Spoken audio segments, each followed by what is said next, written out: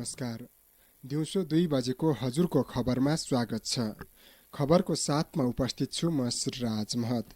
तपाईले यो खबर हजुरको रेडियो 102.1 मेगाहर्ज इन्टरनेट अनलाइनमा हजुरको रेडियो.org.np का साथै मोबाइलको एप्लिकेसन मार्फत संसारभर एकैसाथ सुनिरहनु भएको छ। कार्य व्यवस्था परामर्श समितिको बैठकले भोलि प्रतिनिधि सभा बैठकदेखि शून्य समयलाई पनि निरन्तरता दिने निर्णय गरेको छ। आजको कार्यव्यवस्था परामर्श समितिको बैठकले भोलिको प्रतिनिधि सभा बैठकदेखि शून्य समय पनि सञ्चालन गर्ने र बजेट पारित भइसकेपछि विशेष समय पनि सञ्चालन गर्ने निर्णय गरेको हो। त्यसैगरी ठूला मन्त्रालयहरूको विनियोजन विधेयकमाथि छलफल गर्नका लागि पर्याप्त समय छुट्याउने निर्णय गरेको संघीय संसद सचिवालयका प्रवक्ता डाक्टर रोजनाथ पाण्डेले बताउनुभयो। आजको प्रतिनिधि सभा बैठक सुरु भइसकेको छ। प्रमुख प्रतिपक्षी नेकपा एमाले प्रधान न्यायाधीश चोलेन्द्र शमशेर जबरा विरुद्धको महाअभियोग प्रस्ताव महाअभियोग सिफारिस समितिमा पठाउन माग गरेको छ।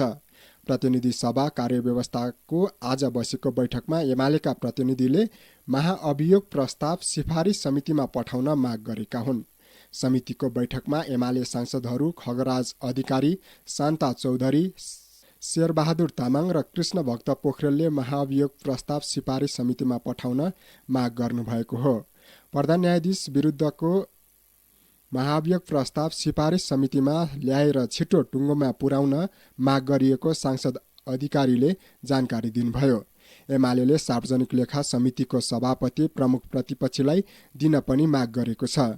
बजेटको मन्त्रालयगत विनियोजनमा एकै दिन धेरै मन्त्रालयमाथि बोल्ने सूची नराख्न पनि एमाले सभामुखलाई भनेको छ। प्रधान न्यायाधीश जबरा विरुद्ध गत फागुन 1 गते सत्तारूढ नेपाली काङ्ग्रेस, माओवादी केन्द्र र एकीकृत समाजवादीका सांसदले महाअभियोग प्रस्ताव संघीय संसद सचिवालयमा दर्ता गराएका थिए। प्रधान न्यायाधीश विरुद्ध महाअभियोग आएपछि प्रतिनिधि सभाले फागुन तेस्रो साता महाअभियोग सिफारिस समिति गठन गरेको थियो। समितिमा एमालेका विष्णु पौडेल, लालबाबु पण्डित, शिवमाया तुम्बाहाम्फे र कृष्णभक्त पोखरेल सदस्य छन् भने काङ्ग्रेसका मीनबहादुर विक र रामबहादुर विष्ट, माओवादी केन्द्रका यशोदा सुवेदी र रेखा शर्मा सदस्य छन्। एकीकृत समाजवादीबाट कल्याणी खड्का, जसपाबाट प्रमोद शाह र लोसपाबाट एकवाल मिया रहेका छन्। हालसम्म समितिको एउटा मात्रै बैठक बसेको तथा महाअभियोगको प्रस्ताव नआउँदा काम अगाडि बढ्न सकेको छैन। प्रधान न्यायाधीश जबरा भने निलम्बनमा छन्। नेपाल मजदुर किसान पार्टीका सांसद प्रेम सुवालले निर्वाचन आयोगका मुख्य पदाधिकारी र न्यायालयमाथि कारबाही गर्न सरकारसँग माग गर्नुभएको छ।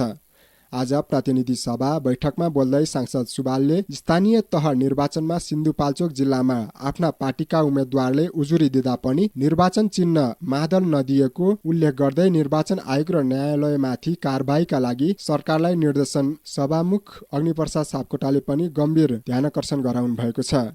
यस खालको गतिविधिमा संलग्न निर्वाचन आयोगका पदाधिकारी र न्यायालयलाई प्रजातन्त्रको निम्ति पनि कारबाही गर्नुको विकल्प नभएको सांसद सुवालको तर्क थियो। सांसद सुवालले निर्वाचन जित्न पैसा र सामान बाँड्नुपर्ने अवस्था आउन नदिन पनि सरकारलाई सचेत गराउनुभयो। काठमाडौँको शङ्खरापुरमा निर्माण सुरु गरी अलपत्र छाडिएको संकल्प ज्येष्ठ नागरिक ग्राम अनियमितताका विषयमा परेको रिटमा पाटन उच्च अदालतले कारण देखाउ आदेश जारी गरेको छ।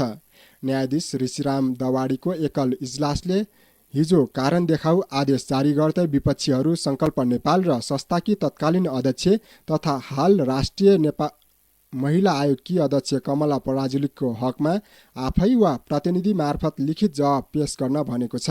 ज्येष्ठ नागरिक भवन निर्माणमा अनियमितता भएको भन्दै त्यसको छानबिनको माग गर्दै 2078 माघ 24 गते अख्तियार र महिला मन्त्रालयमा उजुरी परेको थियो।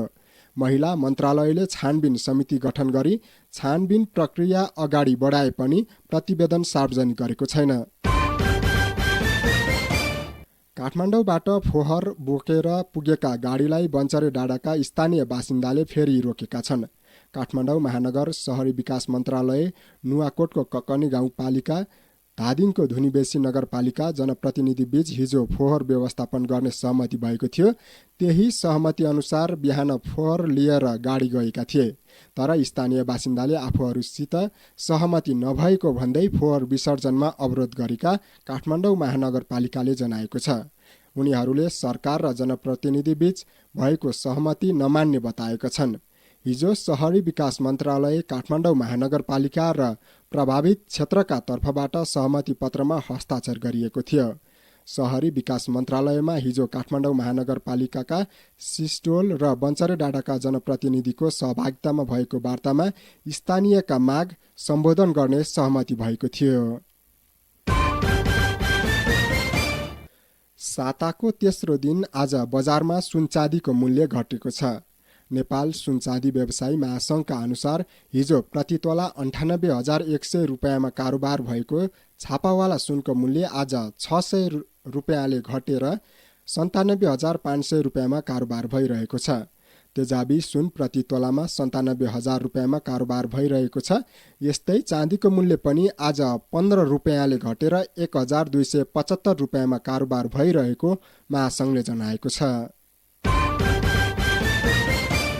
काठमाडौँको धोबी खोलामा एक पुरुषको शव फेला परेको छ।